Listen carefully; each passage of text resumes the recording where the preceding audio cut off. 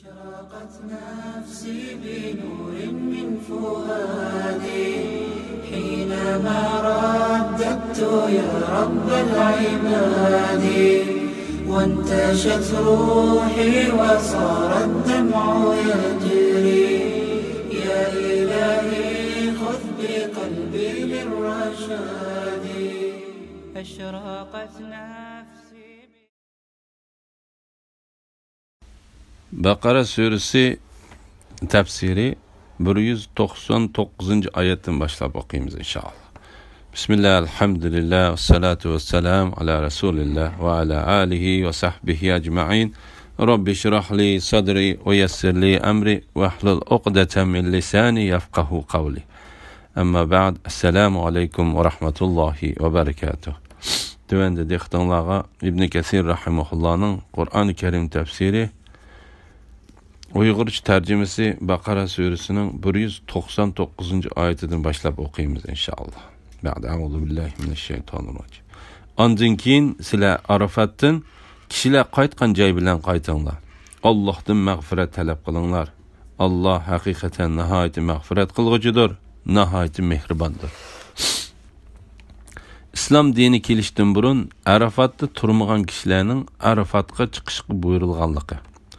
Allah Teala bu ayette Arafat turgan kişinin Allah Teala'nı zikir kılış için Muzdalife'ye qaytishini ve onun Arafat'ta Kureyş'ten başka Arafat'ta turgan hemme kişiler bilen billa buluşunu buyurdu. Kureyşlikler biz haremli kişiler dep haremnin dairesinden çıkıp gitmey harem çigirisinin ahırkı noktasını berip turattı. İmam Bukhari bu haqda Ayşe radiyallahu anhanın mundaq deganligini rivayet qiladi. Quraysh ve ularning dindikiler Muzdalifada turatdi. Chunki Muzdalifa haramning tavalligi hisoblanadi. Ular uni Humsi deb ataydi. Qurayshdan boshqa arablar Arafatda turatdi. İslam kelgandan keyin Allah Taala payg'ambarini Arafatga kelib turish ve şu yerden qaytishga buyurup mundaq deydi. Ondan keyin sizlar Arafatdan kishilar qaytgan joy bilan qaytinglar. İbn Abbas radiyallahu anhuma, Mujahid, Ata, Qatada, Suddi ve başqalarmu yuqorqidagiga o'xshash bayon qildi. İmam Ahmad Jubayr ibn Mat'amning mundaq deganligini rivoyat qildi. Mening to'gam yo'qolib ketgan edi. Ben onu izleş için Arafat'a barsam, Peygamber aleyhisselam o yerde turgan ekan. Men Arafat Humsi'den yani Muzdalife'den hesaplanamdıgandı Peygamber aleyhisselam bu yerden nim için turduğandı dep oylap kaldım. Peygamber aleyhisselamның Arafat'ta turuşu Medine'ye hicret kılıştım burun boluşu mümkün. Peygamberimizni körgen kişimi şu çağda tehi kafir idi. Şuna Peygamber aleyhisselamның Arafat'ta turganlıqını körüp Qurayshlar Arafat turmay Muzdalife'de tursa Peygamber aleyhisselam o yerde turmay acaba bu yerde turup qaptığı deb hayran bolgan idi. İmam Bukhari İbn Abbas radiyallahu anhumanın mundaq deganligini rivayet qildi. Bu yerdeki qaytish Arafat'tan qaytib tushish bo'lmay, shaytonga tash etish uchun Muzdalifadan Minaga tushishni ko'rsatdi. Gunohlarning kechirim bo'lishini tilash va shuningga oid bir qism duolar. Allohdan mag'firat talab qilinglar. Alloh haqiqatan nihoyat mag'firat qilg'uchidir, nihoyat mehribondir. Ya'ni Allah Taala ko'pincha vaqtda ibadetlerini qilib bo'lgandan keyin özünü zikir qilishga buyuruydu. Şuna Peygamber aleyhisselam namazdan keyin Allah Taala'dan günahının kechirim qilishini tilab Estağfirullahil azim ne 3 qitim o'qiydi. Peygamber aleyhisselam namazdan keyin Subhanallah, elhamdülillah, Allahu ekber ne 33 qitimdan deyishga buyurdi. İbn Merdaviye Allah Taala'dan günahlarının kechirilishini tilaydigan duolar to'g'risida İmam Buxoriyning Shaddad ibn Avstin Payg'ambar alayhissalomning mundaq deganligini rivoyat qilgan hadisni keltirdi. Payg'ambar alayhissalom mundaq deydi: Alloh taoladan gunohlarning kechirim bo'lishini tilaydigan duolarning afzali munodir. Ey Alloh, sen mening Rabbimdirsan. Senden başqa ilah yo'q. Senden başqa hech ilah yo'q. Sen meni yarattın. Men sening bandan. Men kuchimning yetishicha sana bergan ahdamda va va'damda turaman. Bu Alloh taolo bizni otimizning pushtidan chiqarib, o'ziga ishonish va amal ibodat qilishga ilib olgan ahdidir. Men senden yomon qilmishlarimdan panoh tilayman. Sen bana köp nimetlerini berdin.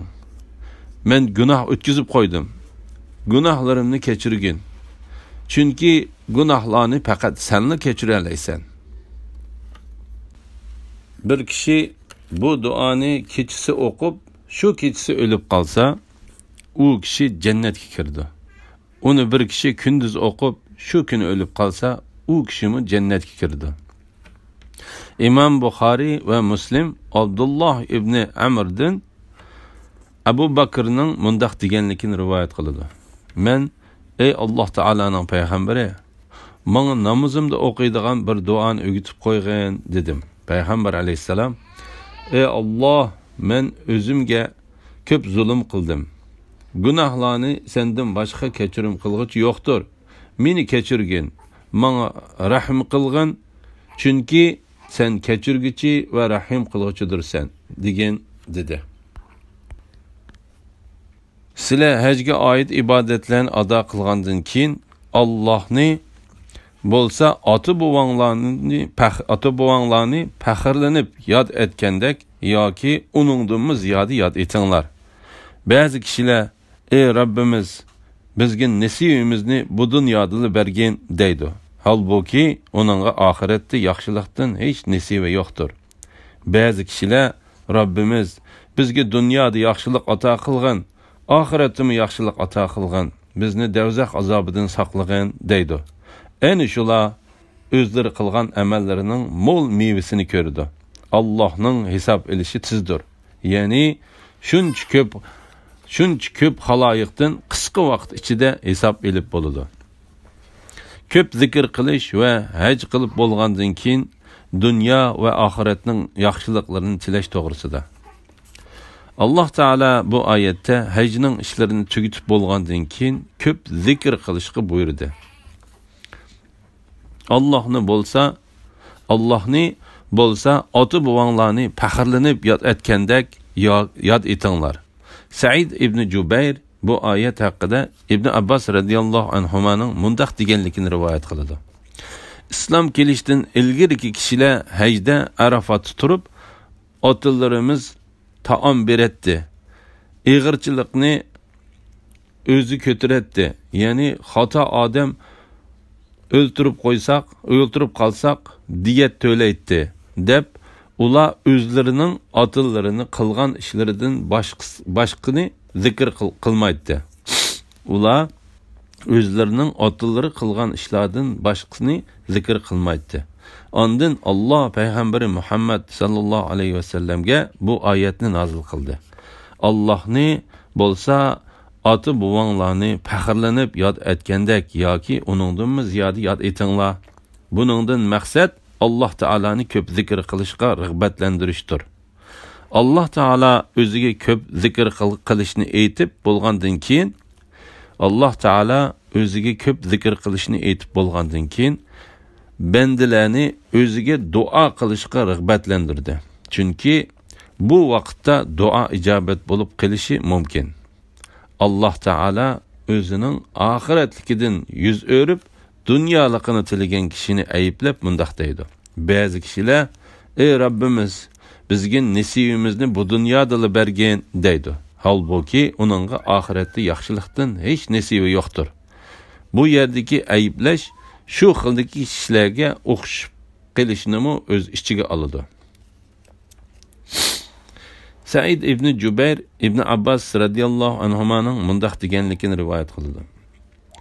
Sahroliklardan bir turkum kishilar Arafatga kelib, ey Alloh, bu yilni yomg'ir ko'p yog'adigan, mo'lchilik va chiroyli bola tug'iladigan yil qilib bergan degandek tilaklarini qilishdi. Ammo oxiratning ishlaridan bir nima tilimidi. Alloh taolo ular haqida bu oyatni nozil qildi. Ba'zi kishilar: "Ey Rabbimiz, bizga nasibimizni bu dunyoda bergin" deydi. Halbuki uningga oxiratda yaxshilikdan hech nasibi yo'qdir. Ularning keynidan mu'minlar kelib mundaq deydi. Ularning keynidan mu'minlar kelib mundaq deydi. Ba'zi kishilar: "Rabbimiz, bizga dunyoda yaxshilik ato qilgin, oxiratda yaxshilik ato qilgin. Bizni do'zax azobidan saqlagin" deydi. Ondan Alloh taolo bu oyatni nozil qildi. Ana shular o'zlari qilgan amallarining mo'l mevasini ko'rdi. Allohning hisob elishi tezdir. Ya'ni shuncha ko'p xaloyiqdan qisqa vaqt ichida hisob elib bo'ladi. Alloh taolo dunyo va oxiratlikni tilagan kishini maqtab mundaq deydi. Ba'zi kishilar: "Rabbimiz, bizga dunyoda yaxshilik ato qilgin, oxiratda yaxshilik ato qilgin. Bizni do'zax azobidan saqlagin" deydi. Bu duo dunyoning ichidagi hamma yaxshilikni ko'zlagan va hamma yomonlikdan panoh tilagan duodir. Chunki dunyodagi yaxshilik degan teni sog'lom bo'lish, katta uyi, yaxshi ayoli, ko'p mol mulki, foydali bilimi, yaxshi amali, rohat qatnash quroli va uningdan boshqa narsalarning eng yaxshisining bo'lishini tilashdan iborat dunyoda hamma kishi erishishga qiziqadigan narsalarning hammasini o'z ichiga oladi. Ammo oxiratdagi yaxshilikning eng olisi jannatga kirish. Uningdan qolsa qiyomat maydonidagi eng cho'ng qo'rqinchlik xotirjam bo'lish, hisobi oson bo'lish va uningdan boshqa oxiratning barliq yaxshi ishlarini o'z ichiga oladi. Do'zaxdan qutulish deganda harom va gunoh ishlarni qilishdan saqlanish va uni qilmaslik orqali dunyoda do'zaxdan qutulishning sabablarini qilishni talab qiladi. Qosim ibn Abdurrahman mundaq deydi: "Bir kishiga shukr qiladigan dil, zikr qiladigan til va sabr qiladigan tan berilsa, shaksizki u kishi dunyo va oxiratning yaxshiligi berilgan va do'zaxning azobidan saqlangan kishi bo'ladi." Qosim ibn Abdurrahman mundaq deydi: "Bir kishiga shukr qiladigan dil, zikr qiladigan til va sabr qiladigan tan berilsa, shaksizki u kishi dunyo va oxiratning yaxshiligi berilgan va do'zaxning azobidan saqlangan kishi bo'ladi." Shuning uchun hadisda payg'ambar alayhissalom bu duoni qilishga rag'batlantirgan. Imom Buxoriy Anas radhiyallohu anhu Ibn Malikning mundaq deganligini rivoyat qiladi. Payg'ambar alayhissalom: "Rabbimiz, bizga dunyoda yaxshilik ato qilgin, oxiratda yaxshilik ato qilgin. Bizni do'zax azobidan saqlagin" deydi. Imom Ahmad Anas radhiyallohu anhuning mundaq deganligini rivoyat qiladi. Payg'ambar alayhissalom kasal sabab bilan o'riqlab boshqacha bo'lib qolgan bir musulmon kishini yo'qlab, uningga: "Sen Alloh taolaga qanday duo qilatding? Yoki sen Alloh taoladan biror narsani so'ramding?" degan edi. U kishi: "Ha, men Alloh taoladan: Ey Alloh, meni oxiratda azoblamoqchi bo'lgan azobing bilan mush dunyoda azoblasang deb so'raydim" dedi. Payg'ambar alayhissalom: "Subhanalloh, sen azobga chiday olmaysan yoki sen uni ko'tara olmaysan. Rabbimiz bizga dunyoda yaxshilik ato qilgan, oxiratda yaxshilik ato qilgan, bizni do'zax azobidan saqlagin degan bu duoni o'qimadingmi?" dedi. Anas radhiyallohu anhu mundaq deydi: "U kishining kesili payg'ambar alayhissalomning Alloh taolo qilgan duosi bilan saqayib ketdi." Hakim Said ibn Jubayrning mundaq deganligini rivoyat qiladi. Bir kishi Ibn Abbos radhiyallohu anhumaning qishig'i kelib, "Men haramga boradigan bir turkum kishilardan haq elib xizmatini qilmoqchi bo'ldim.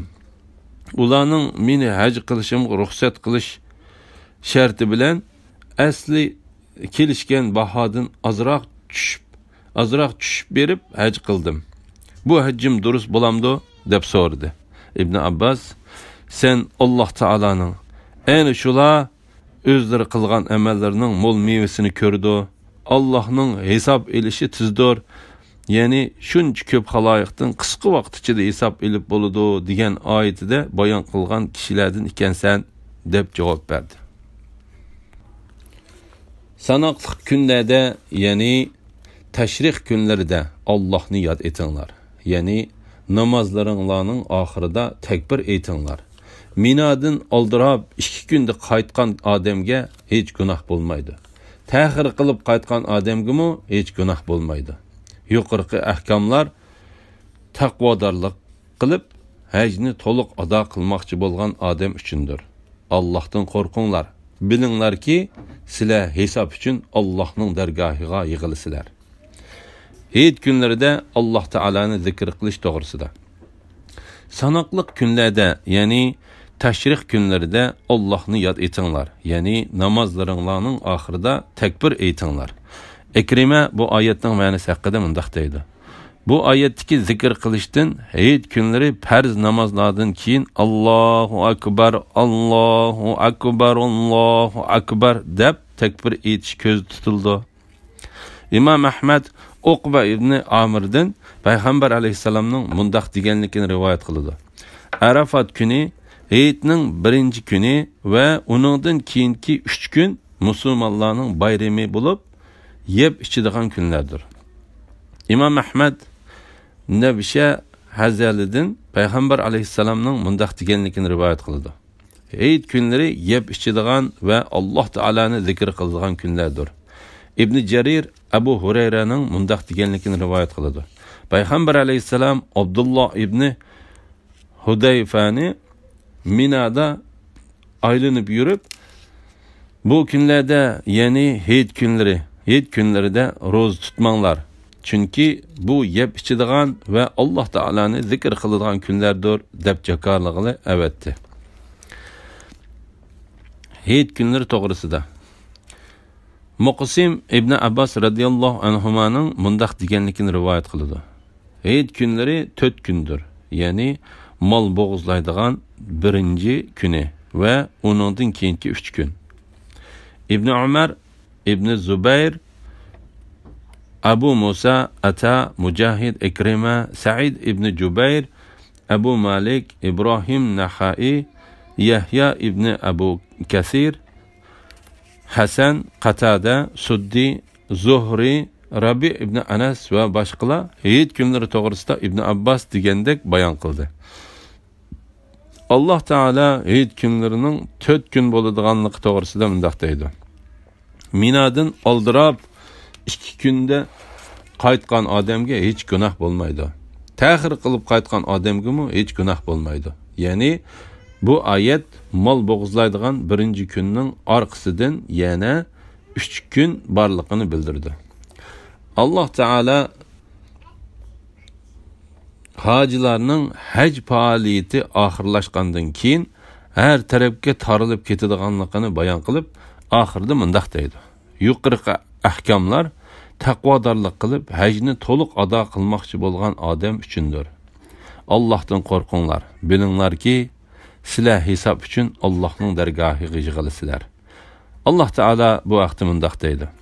Alloh sizlarni ziminda nesillendirish yo'li bilan yaratdi. Hisob berish uchun uning dargohiga yig'ilisizlar. Ey Muhammad sallallohu alayhi vasallam, kishilar orasida shundoq odam borki, uning dunyo tirikchiligi to'g'risidagi so'zi seni qiziqtirdi. Lekin u yolg'onchi munofiqdir. U dilidagi narsaga, ya'ni dili boshqa, tili boshqa emasligiga Allohni guvoh qiladi.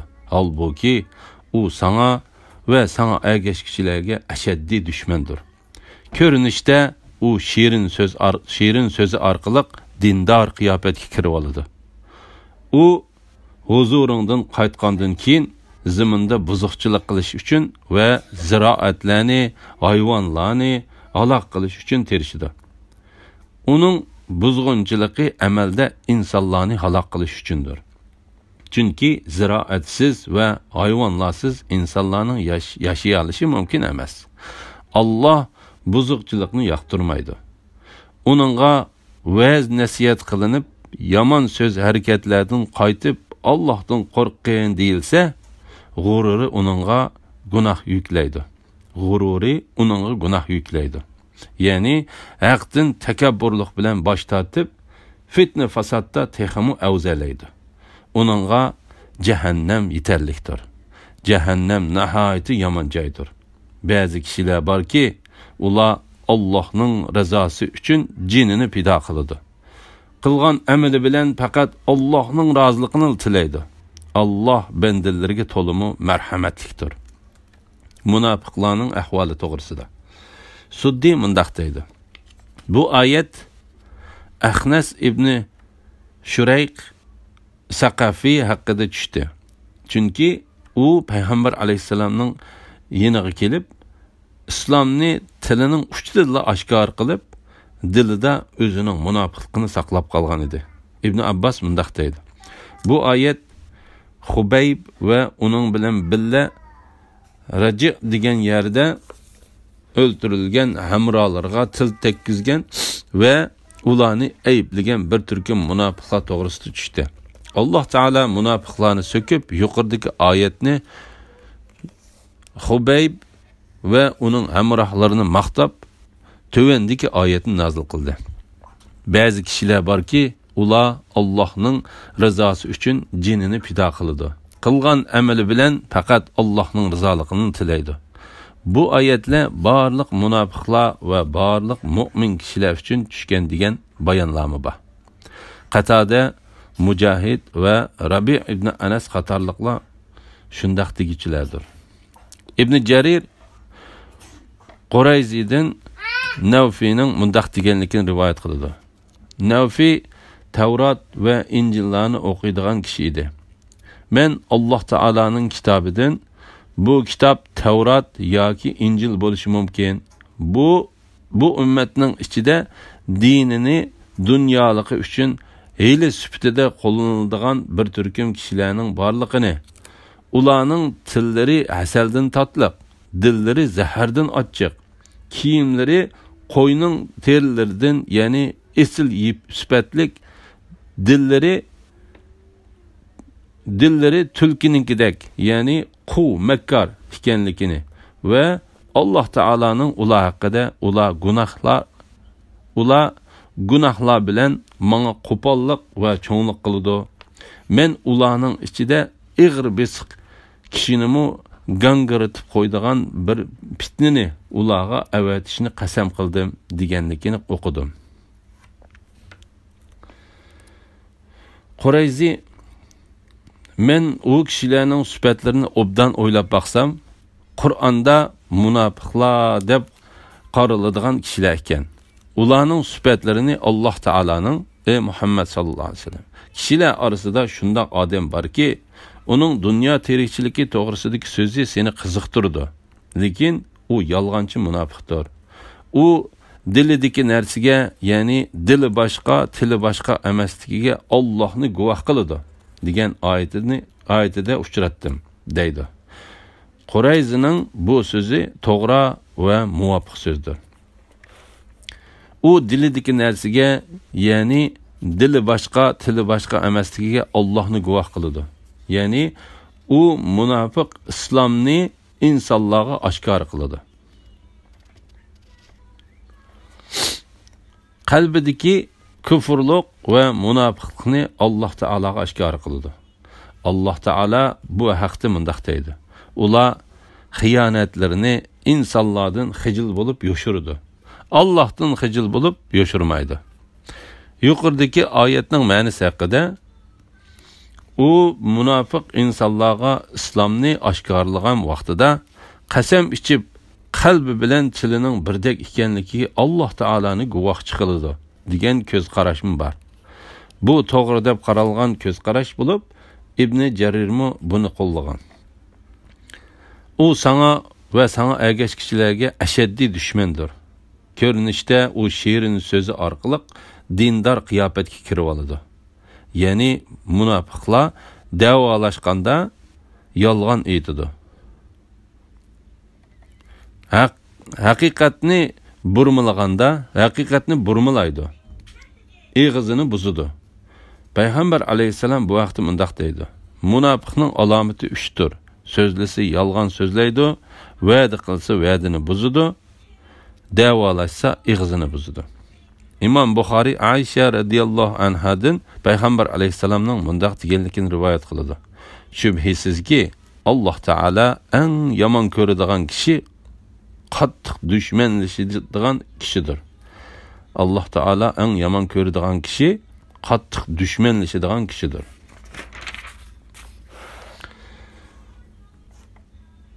U huzuringdan qaytgandan keyin zaminda buzg'unchilik qilish uchun va ziroatlarni, hayvonlarni halok qilish uchun tirishidi. Uning buzg'unchiligi amalda insonlarni halok qilish uchundir. Chunki ziroatsiz va hayvonotlarsiz insonlarning yashay olishi mumkin emas. Alloh buzg'unchilikni yoqtirmaydi. Ya'ni munofiqning so'zi va qiliqi sattir. Yuqoridagi oyatda bayon qilingani munofiqning so'zi. Bu oyatdikisi uning qiliqi bo'lib, so'zi yolg'on, aqidasi buzuq, qiliqlari sattir. Munofiqning yer yuzida buzg'unchilik qilish, ziroat va mevalarni buzish va hayvonlarning naslini quritib etishdan boshqa maqsadi yo'qdir. Mujohid mundaq deydi: Zaminda buzg'unchilik qilinsa, Alloh taolo yomg'irni yog'dirmaydi. Shuning bilan ziroat va mevalar qurib, hayvonlarning nasli tugab ketadi. Alloh buzg'unchilikni yoqtirmaydi. Ya'ni Alloh taolo bu sifatlik munofiqlikning sifatini tepib qolgan. Bu sifatlik munofiqlikning sifati tepilib qolgan kishini yaxshi ko'rmaydi. Munofiqning nasihatni qabul qilmaydiganligi. Uningga vaz nasihat qilinib, yomon so'z harakatlaridan qaytib, Allohdan qo'rqgan deyilsa, g'ururi uningga gunoh yuklaydi. Ya'ni haqdan takabburlik bilan bosh tortib, fitna fasodga texmu azvalaydi. Munofiqlarga nasihat qilinib, uningga Alloh taolodan qo'rqgan, yomon so'z va qiliqlaringdan yenib, haqiqatga qaytgan deyilsa, u unumidi. Vücudini günah çirmib olganlıqdan takabburlik qildi va ochiqlandi. Alloh taolo bu vaqtda mundaq deydi: Kafirlarga bizning ro'shan oyatlarimiz o'qib berilsa, ularning chehralarida qo'shuvmisi turilganlikdan inkor qilganligini ko'rsan. Ularning bizning oyatlarimizni o'qib bergichilarga hujum qilg'ili tas qolganligini ko'rsan. Aytqinki, sizlarga men buningdanmi yomonroqini aytib beraymi? U do'zaxdir. Alloh uni kafirlarga va'da qildi. Ular qaytib boradigan joy nima degan yomon? Shunga Alloh taolo bu oyatda mundaq deydi: Uningga jahannam yetarlikdir. Jahannam nihoyatda yomon joydir. Ya'ni jahannam uni jazolashga yetarlikdir. Alloh taolaning roziligini hammadan ortiq bilishning haqiqiy mu'minning sifati ekanligi. Alloh taolo munofiqlarning yomon sifatlarini bayon qilib bo'lgandan keyin bu yerda mu'minlarning yaxshi sifatlari haqida to'xtalib mundaq deydi: Ba'zi kishilar borki, ular Allohning rizosi uchun jinini pido qiladi. Qilgan amali bilan faqat Allohning roziligini tilaydi. Allah bendilerge tolumu merhametliktir. İbn Abbas radıyallahu anhuma, Enes radıyallahu anhu, Sa'id ibni Musayyib, Ebu Osman, Nehdi, Ekrime ve başka bir türküm kişiler mındaq deydi: Bu ayet Suhayb ibni Sinan Rumi degan kishi to'g'risida tushdi. Bu oyatning u to'g'riliq tushishi shuning uchunki, u Mekkada islomga kirib, Medinaga hijrat qilmoqchi bo'lganda, Qurayshning kafirlari uning hijrat qilishini to'sib, agar mol mulkini bizga tashlab berib hijrat qilishni xolasa, shunda qilsin dedi. Suhayb ibn Sinan mol mulkini ularga berib qutuldi. Shuning bilan Alloh taolo u to'g'risida yuqorqi oyatni tushirdi. Umar ibn Xattab va bir turkum kishi Hirraning bir yerida uning uchrashib qilib tijorating foyda qildi. Ya'ni kafirlarning u mol mulkini bizga bersa hijrat qila oladi, bo'lmasa hijrat qila olmaydi degan shartiga qo'shilib, hijratni tanlagining sana dunyo va oxiratning foydasini elib keldi dedi. U Alloh sizlarni tijoratinglarda ziyonga uchratmasin dedi va ularning tijorating foydali bo'ldi deyishining sababini so'radi. Ömer onunğa Allah Teala'nın bu ayetini onun hakkında düşürgenlikini eğitip verdi. Peygamber aleyhisselamның onunğa ey Suhayb ticaretin faydalık boldu degenliki rivayet kılındı. Bu ayetning ma'nosi Allah Teala'nın yolunda İslam dinini güllendirish uchun jihad qilgan hamma mujahidni o'z ichiga oladi. Allah Teala bu vaqtda mundaq deydi: Şübhisizki Allah müminlerden ularning canlarını, mallarını, ulağı cennetini berip setib aldı. Ular Allah'ın yolunda uruş qilib, düşmanlarını öldürdü ve öldürüldü. Yani düşmanlar bilen jihad qilib şehit bo'ldi. Jihad qilguvchilarga cennetni va'da qilish Tevratda, İncil'da ve Kur'an'da zikr qilingan Allah'ın ras va'dasidir. Va'dasiga Allohdanmi bak vafo qilguvchi kim bor? Ya'ni Allohdanmi vafodar ahdi yo'q. Qilgan bu sodanglardan xo'shal bo'linglar. Bu zo'r muvaffaqiyatdir. Hisham ibn Amir urushda kafirlarning orasiga bosib kirib ketganda, uning bu ishini ba'zi kishilar yoqtirmadi.